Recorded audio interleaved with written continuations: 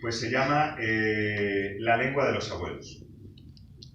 ¿Podemos apagar la luz? Hay como mucha luz, ¿no? Quien esté dentro de uno podrá estar dentro de todos. Quien descubra el camino será quien lo pise primero.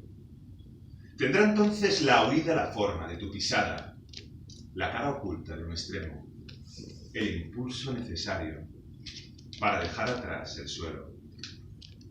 ¿Será la lengua de los abuelos la misma que la de los nietos? En lo más profundo de mi inocencia es donde verdaderamente se guarda el misterio y la fuerza. Hubo algo bello en el movimiento cotidiano de los astros. Se acompasaron sin esfuerzo, sin creación, sin premio. ¿Será la lengua de los abuelos la misma que la de los nietos? Don't let the walls grow over the hate. Don't let the walls grow over the hate. Don't let the wall grow over the hate. Y ahora en gallego. No, le está quedando bien la música. Y ahora en gallego. ¿Será a lingua dos netos a misma que a dos seus avós? Non cho dixera, pero prefiro. De verdade, prefiro. Xa dixera alguén, pero digo cho de novo, prefiro. Pensas que non estou no certo? Non me coñeces ben. Prefiro. Xa o fixeron moitos e agora son lenda. Prefiro. De verdade da boa, cho digo, prefiro. Xa dixera alguén, pero digo cho de novo, prefiro. Morrer de pé que vivir como vencido. Falarán os netos a mesma lingua que os seus avós?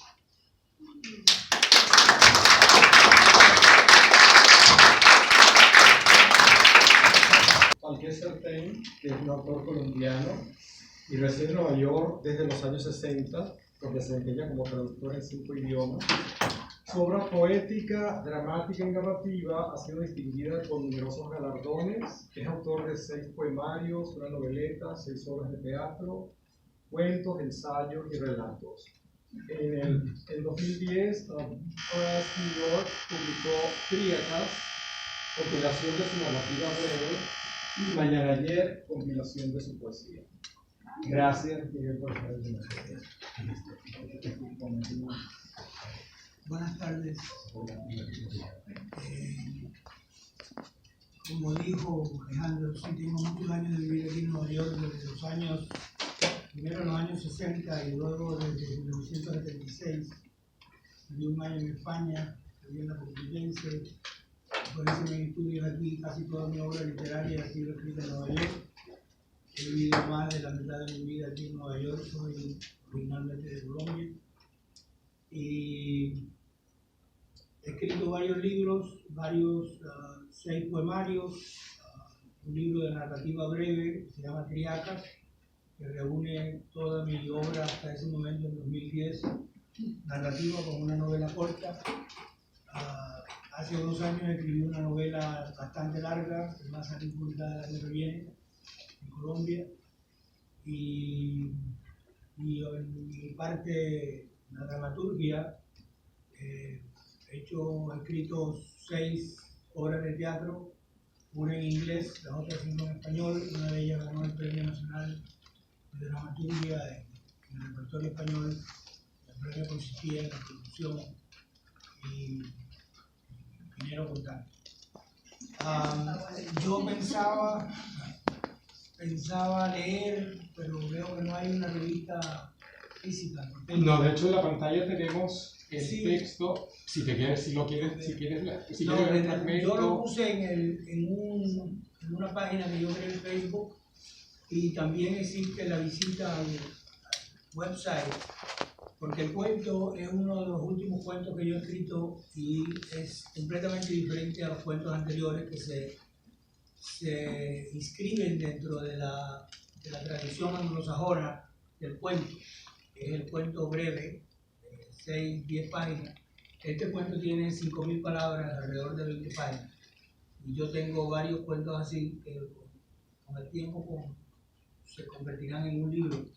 Así que yo prefiero que lo lean y no leer partes porque se pierde la gracia del cuento. El cuento es la concentración de una historia que sucede usualmente en 24 horas, en muy breve tiempo, y es un problema básico que el protagonista enfrenta. Eso es dentro de la tradición anglosajona y rusa. En el relato latinoamericano y español es completamente diferente, pero yo cultivo esa vertiente del cuento que empieza con Edgar Allan Poe y Gogol. Tienen una concentración de un problema básico y al final el protagonista tiene que resolverlo. Y por eso se perdería la gracia si yo leyera el principio, leyera parte de la mitad y el final. Así que prefiero leer unos cuentos, que es otra vertiente mía en la narrativa, que son cuentos brevísimos, de una página o algo así, que pueden apreciar el desarrollo de la historia y su publicación. Así que voy a empezar con un cuento que se llama La vida sin embargo. Inventa la excusa que quieras, me dijo el rabino, pero ni difundas te presentes mañana al trabajo. Pensé no hacerle caso, aunque le conociera desde siempre. Sus consejos me habían ayudado en los peores momentos y ahora no tenía ninguna justificación para no escucharle. Pero ese día cumplíamos, Pier Ferdinando y yo, 1 año de habernos conocido. En la calle Rector había un pequeño restaurante italiano que nos encantaba y pensamos celebrar allí nuestro encuentro después del trabajo. Lo tengo de fuente fidedigna, nadie quiere escuchar, pero tú sí que lo harás, se lo prometí a tu madre. Tranquilo, rabino, que yo sé lo que hago, prométemelo. Prometido. Al día siguiente salí de mi casa más temprano que nunca. El otoño no había llegado todavía y aunque la mañana estaba fresca y el cielo despejado, era una brisa que despedía la canícula del verano con un olor de jacintos y malvas que se enroscaba en los abedules. Tomé el metro sin recordar su advertencia y me enfrasqué en el arte de la guerra. Al salir en Fulton ya eran las 8 y el sol besaba la piel con un escozor de amor recién descubierto. Decidí comprarle un abrigo a Pier Ferdinando y sorprenderle con el regalo. Tenía todo el tiempo del mundo y el aire de la mañana me hacía sentir en la lengua la pulpa del anón de los años de la infancia. Al cruzar Church sentí que de pronto se ensombrecía la calle. Mi celular timbró. Isaac, con él, rabino, ¿dónde estás? El estruendo ahogó su voz. Al frente, un avión se estrellaba contra la torre y la gente corría horrorizada. Entonces comenzó a caer un polvo blanco como el maná del desierto.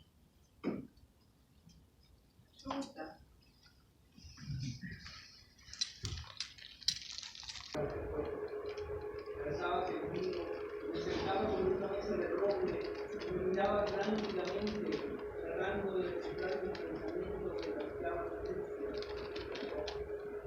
Me despertaba extasiado en mis espejos. Eras 10 años mayor que yo y el chumbo de nuestros cuerpos eran los únicos requisitos.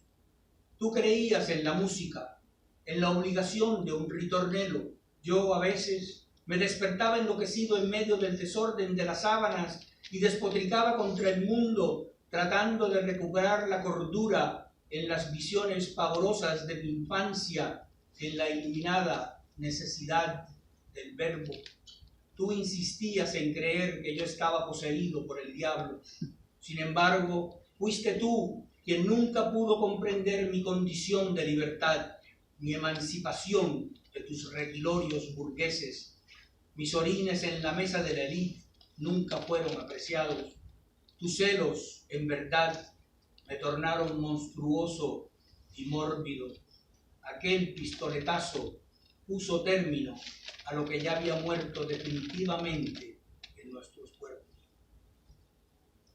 Para terminar, quiero cumplir 100 años.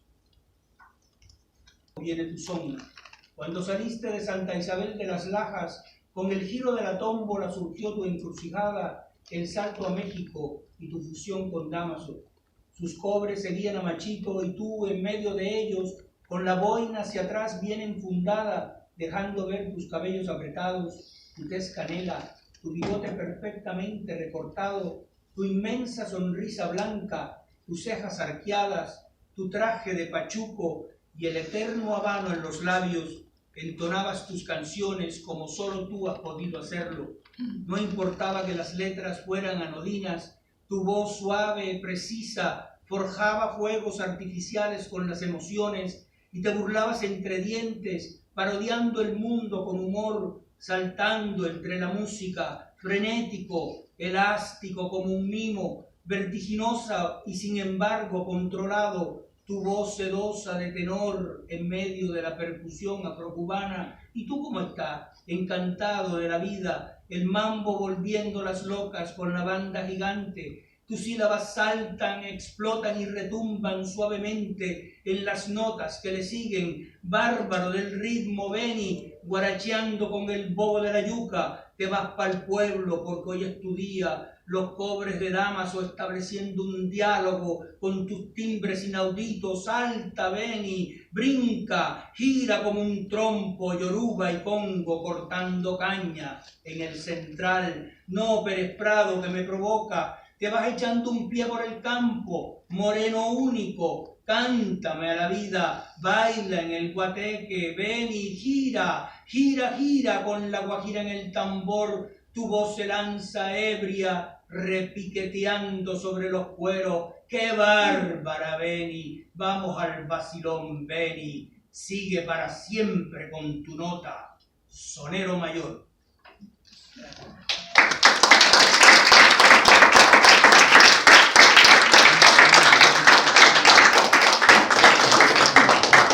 Gracias, Miguel, también por esta lectura tan intensa del horror al sabor. Ya tendremos algo que hablar sobre ello también. Tenemos ahora a Andrea Rothman. Andrea nació en Brooklyn y se crió en Caracas, Venezuela. Su primera novela, The DNA of You and Me, fue finalista de los International Latino Book Awards. De hecho, aquí la tenemos. Con también libros, CDs, ¿no? Si a alguien les interesa, por ahí están. Ha publicado también ensayos y cuentos en diferentes revistas como Literary Hub, Lately, Liber Magazine y Vitro Magazine. Actualmente prepara su segunda novela y reside en Nueva York. Gracias, Andrea, por estar en el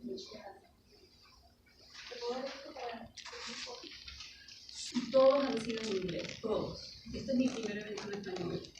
Y en mi vida diaria yo casi nunca hablo español. Yo me fui de Venezuela en el 93 y bueno, he sido, sí, inmigrante.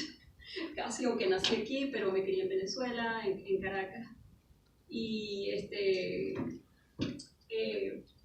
entonces, bueno, voy a empezar desde el comienzo. ¿Quiénes son novelistas aquí? ¿Novelistas? ¿Tú también eres novelista? Ok. Y bueno, escribir novelas y prosa es muy distinto a escribir un poema. Yo, cuando nací en Venezuela, o sea, cuando viví en Venezuela, yo creo que en esa época leí más que nunca, o sea, leí mucho en español. Todos los autores, toda la poesía que encontraba.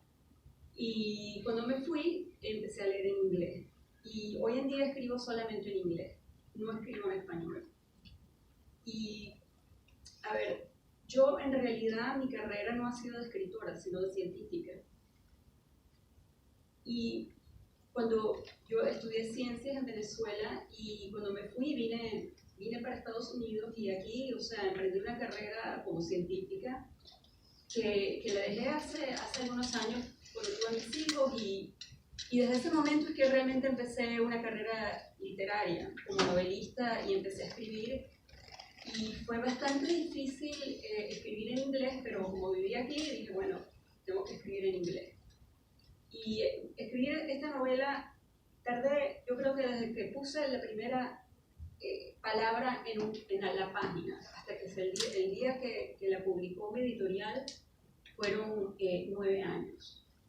Entonces fue un proceso bien largo, de muchas revisiones, y bueno, ahorita escribiendo la segunda novela me siento mucho más capaz y tengo más seguridad, pero ha sido una journey, no sé cómo se dice, jornada. Una jornada, ¿verdad? Un viaje.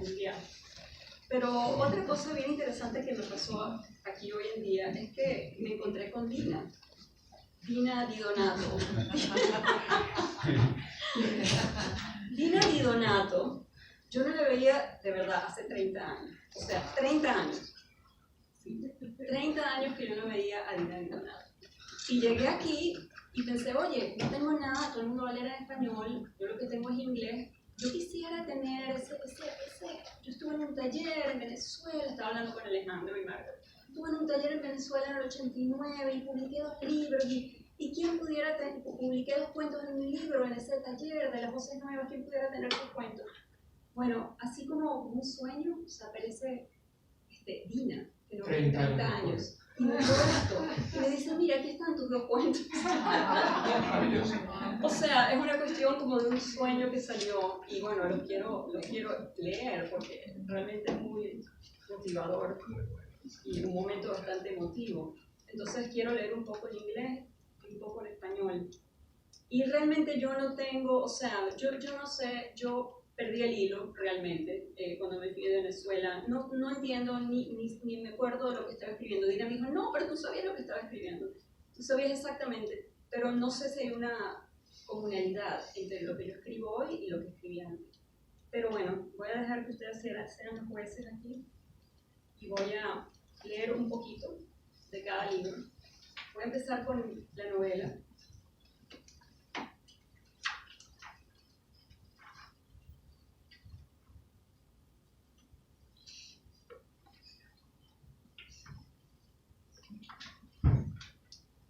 Y así empieza la novela. Esta es la primera línea.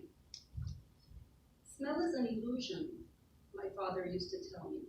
Invisible molecules in the air converted my brain into cinnamon, cut grass, burning wood. Heat was a measure of receptors in my skin, and brown was not brown, but a combination of light waves captured by cones in my eyes. The world as I knew it, as I felt it to be, was the result of my own personal experience, and so it was up to me to make the best of my understanding of it. If it is true that things are what you make of them, it can be argued that it was I who got in the way of Egan's research, his life, and not the other way around. After all, he had been in the lab for 3 years when I first set foot there.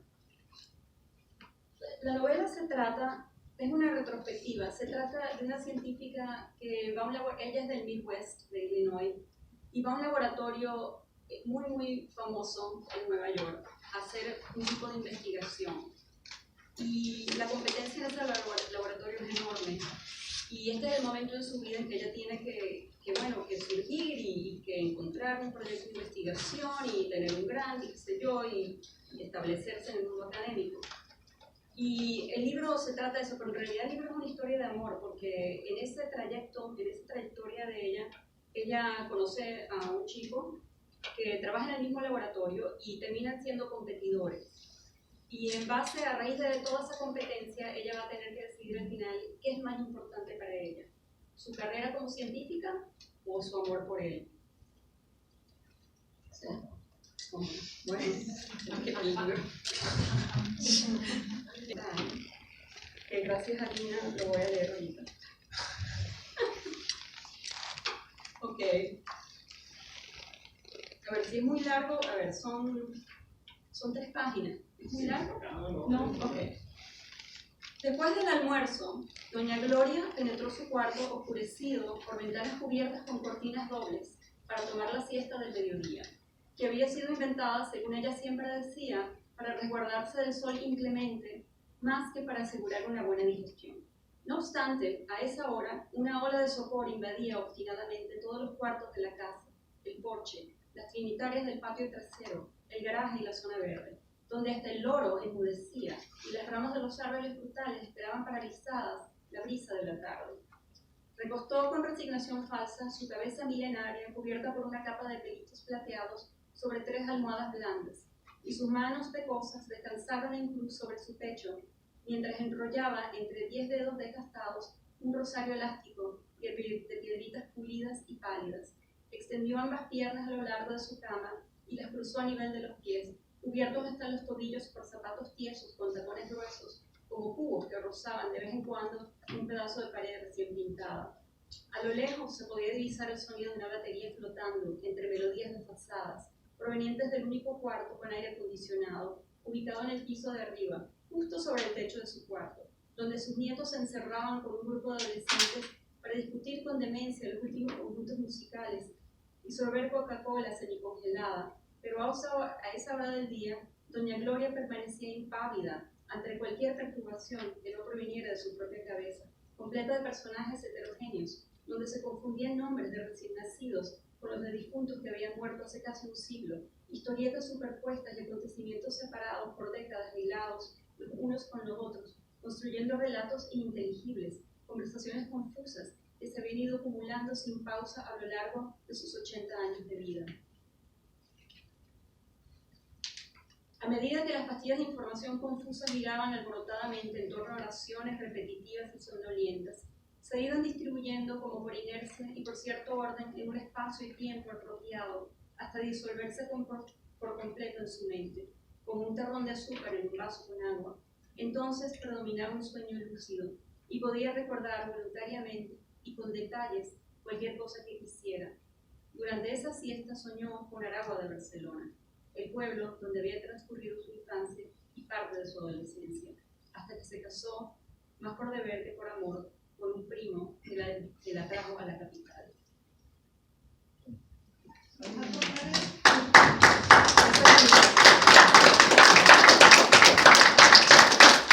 Y tenemos a Ana Vidal Ejea, que es una autora y periodista española, ha publicado los poemarios Cuadernos de Asia, Dolores Manhattan y Todo este espacio, 2 novelas, Noches árticas y La oscura boca del mundo, el libro de relatos La otra vida, 18 relatos de amor y miedo, su primer largo documental, Get Married at the Airport, Love and Alcohol on the Run, fue estrenado en mayo del 17 y actualmente escribe para El País Semanal, Just Down y el Huffington Post, y reside aquí en Nueva York. Gracias, Ana, por estar con nosotros. Bueno, yo nací en un pueblo muy pequeñito, que encima se llama Dolores, con lo cual ya mi origen era como muy trágico y empecé a escribir desde chiquita. O sea, empecé a escribir poemas antes de saber escribir. Le recitaba poemas a mi madre los copiaba, y el primer poema que publiqué fue a los 6 años en el periódico local de la región. O sea que desde pequeña yo siempre estaba fabulando, y el hecho de haber nacido en un pueblo tan pequeño que no tenía ni cine ni teatro, tenía 1500 habitantes, hizo que yo crecí leyendo, viendo películas, imaginándome cómo sería la vida fuera de allí. Entonces permanecí allí hasta los 18 años.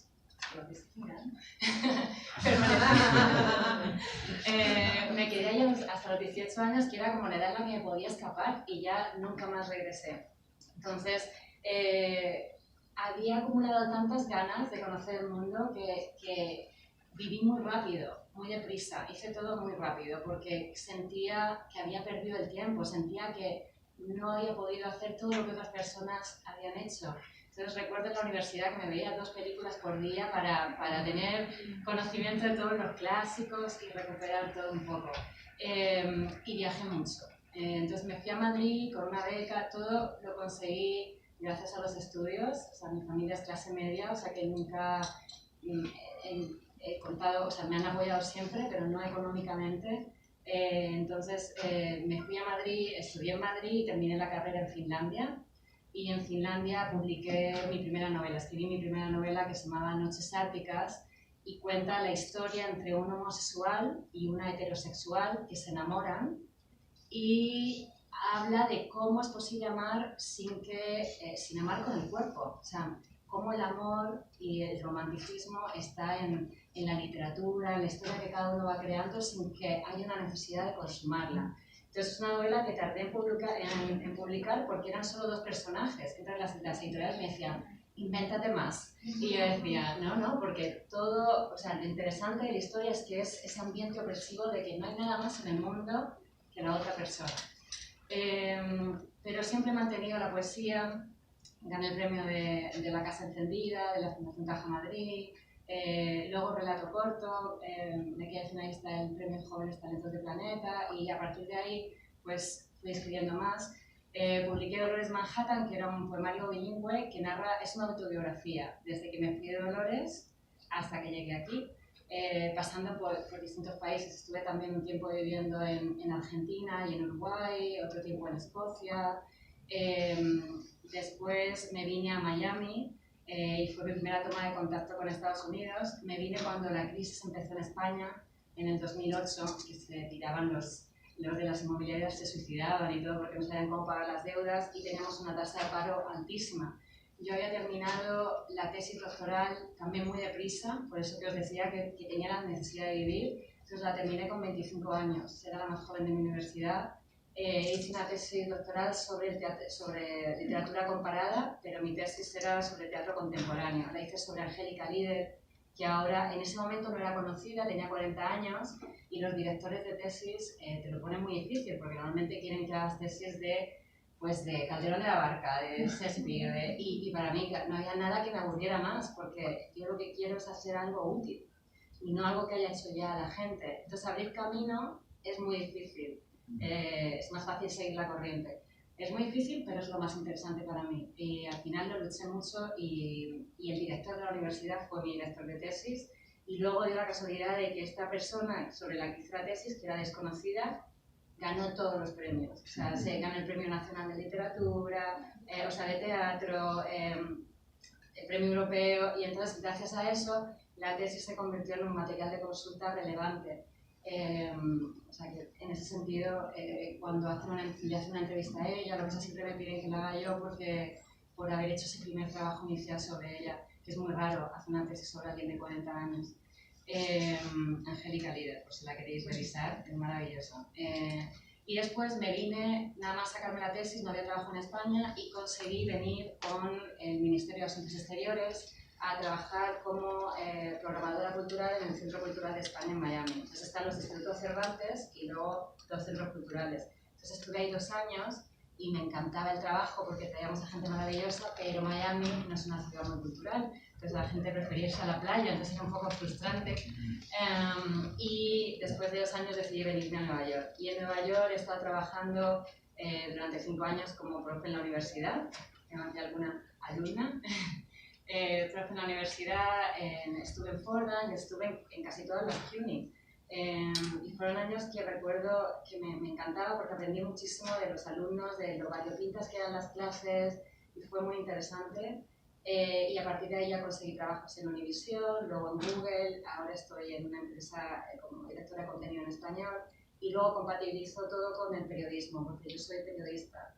Entonces tengo una página del País Semanal que escribo mensualmente y escribo sobre cosas que me llaman la atención, personajes extravagantes o eventos inusuales, que sean algo novedoso e innovador, que es lo que me gusta. Y todo esto siempre haciendo poesía. Escribí Cuaderno de Asia, fue mi segundo libro de poemas, porque hice un viaje a Asia con mi expareja durante 6 meses. Estuvimos en China, en Vietnam, en Laos, en India y en Tailandia. Y lo hicimos porque Bill Murray, que es un actor, tenía una cita que decía: si conoces a alguien que crees que es la persona de tu vida, viaja a sitios recónditos de los que sea muy difícil salir, y si cuando regreses estás todavía enamorado, cásate en el aeropuerto. Entonces nosotros dijimos, vamos a probar. Vamos a probar y entonces lo dejamos todo y nos fuimos y fue muy intenso porque estar 24 horas con una persona 6 meses, entonces claro, eso da para literatura, para películas, para todo. Entonces saqué un libro que es eso, Cuaderno de Asia, que es bilingüe, también se puede comprar en todas partes y hicimos una película documental. Entonces la película documental, lo interesante, como no sé si os habéis dado cuenta ya, pero siempre trabajo con autobiografía ficcionada. ¿Qué quiere decir? Que siempre hay una parte de verdad y luego lo adultero un poco. A veces mis padres se asustan y digo, no es verdad. Pero siempre hay una parte de verdad. Y entonces el documental fue muy bien en los circuitos, sobre todo underground, se presentó en el Festival de Cine Independiente de Nueva York y luego ganó bastantes premios en el Festival de Los Ángeles, ganó la mejor película documental, mejor película experimental y el premio del jurado. Y es muy amateur, porque lo hicimos nosotros sin equipo, pero lo que premiaban, yo creo, era la honestidad, ¿no? No pretendíamos ser nadie que no éramos, y mostrábamos la vulnerabilidad, que es lo que nadie quiere mostrar. Entonces, en las películas se ven siempre los momentos álgidos, siempre salen guapísimos, y nosotros lo que hacemos era lo contrario, no, vamos a poner la pelea, vamos a poner este momento tenso, vamos a poner lo que nadie pondría. Y fue muy interesante para los dos. Creo que muy valiente, sobre todo por su parte, porque él tenía problemas que además expone abiertamente y la gente lo reconoció, que fue lo bonito. La gente a veces me dijeron muchas veces que habían llorado con la película o mucha gente que se acerca que ha vivido una historia similar. Entonces eso es la belleza para mí de la literatura. Para mí, sobre todo, la poesía no es espectáculo, no es entretenimiento, no es performance, no es estética. Para mí la poesía es íntima.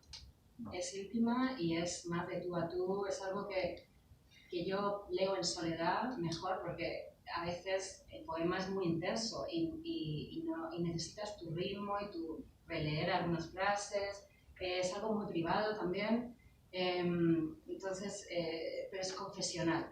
Entonces se crea como una comunión con la otra persona. Es un espacio de intimidad de repente con alguien que no te conoce, pero que de repente te lee y sí que te conoce. Entonces, pues ya digo, no es una poesía política, activista, nada de eso. Es una poesía que parte de mi vida, de enfermedades, desapariciones, ausencia, y sobre todo del desarraigo. O sea, claro, yo soy inmigrante, me fui, nunca regresé, y como todos, imagino, pues lo pagas alto, es un precio muy alto, se pasa mal. Yo, por ejemplo, de lo más reciente, me vine en Navidad y 2 días después murió mi abuela y tuve que regresar. Entonces, este tipo de cosas que al final se reflejan también en la obra poética, en el arte, es duro, pero bueno, es nuestra lección al final. Voy a leer unos poemas de mi último poemario que se llama Todo este espacio, lo publica la Universidad de Zaragoza. Y este está enteramente en español.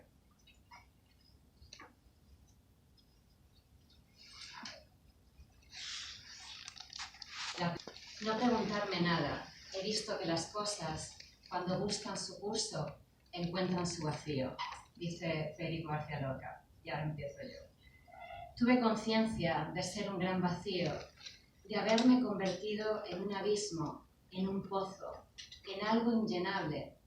Borrarme así, a grandes trazos, notar cómo caigo en el olvido, mucho antes de que el corazón se pare.